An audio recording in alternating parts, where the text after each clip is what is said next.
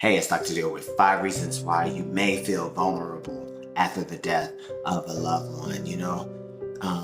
I don't know if you ever experienced this. After you lose someone, you just feel like you're vulnerable. And that definition of vulnerable is that you're susceptible to an emotional attack.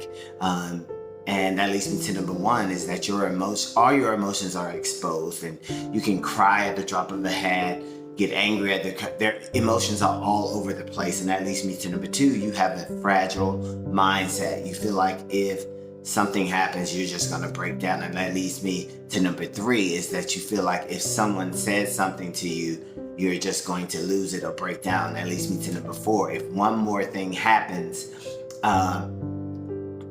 you're just going to break down. And that leads me to number five is that if you have a problem, you feel like it's so big and overwhelming, but before the death of that loved one, that same problem you would be able to handle. And people don't realize that they struggle with that. It's just like you're trying to go on with your life and go on with your day-to-day things, but in the back of your mind, you're grieving about the loss of the loved one, and any other thing can kind of set you off. And that's why you're vulnerable, because you're just kind of exposed to whatever happens, and you are fragile, when you do break down and you do cry and your emotions all over the place.